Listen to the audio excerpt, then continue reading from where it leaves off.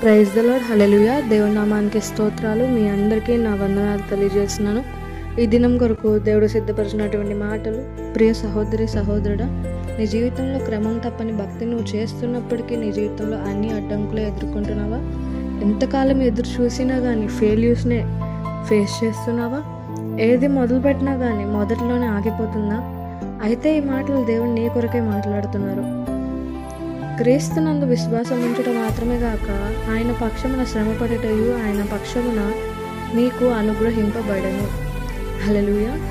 ఇప్పటిదాకా నీ మనసులో నీకు నీవే, నేను భక్తి క్రమంగా చేస్తున్నా కదా, అయినా కానీ నేను ఎందుకు ఫెయిల్యూర్స్ని ఫేస్ చేస్తున్నాను?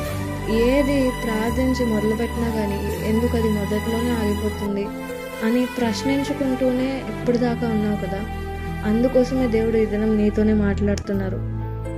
వాక్యం తెలియజేస్తుంది, క్రీస్తుని విశ్వసించిన మీదట శ్రమలు రావని వాక్యం చెప్పట్లేదు, కానీ శ్రమలు దేవుడే అనుమతిస్తారని వాక్యం తెలియజేస్తుంది. హల్లెలూయా. బైబిల్లోని భక్తుల జీవితాలు ఒకసారి మనం చూసుకున్నట్లయితే ప్రతి ఒక్క భక్తుడు తన భక్తి జీవితంలో శ్రమలు లేకుండా అయితే ఏ ఒక్క భక్తుడి జీవితం లేదు.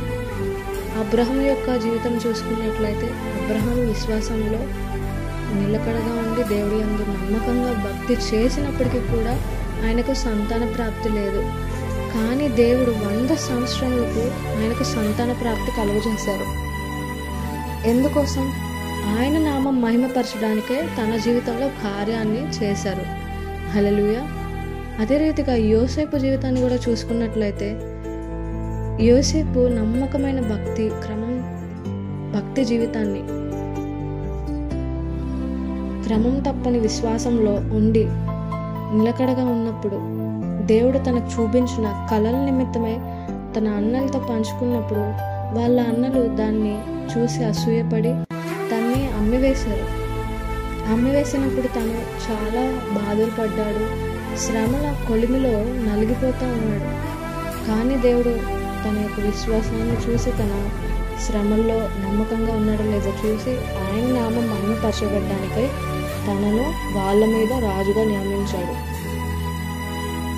ఈజిప్టియన్ రాజుగా యోసేపును నియమించాడు. హల్లెలూయా. అందుకోసమే దేవుడు నీతో మాట్లాడుతున్నారు. నీవు ఇప్పటిదాకా ఎన్నో శ్రమలు ఫేస్ చేసి ఉండొచ్చు విశ్వాసంలో నిలకడగా ఉన్నప్పటికీ.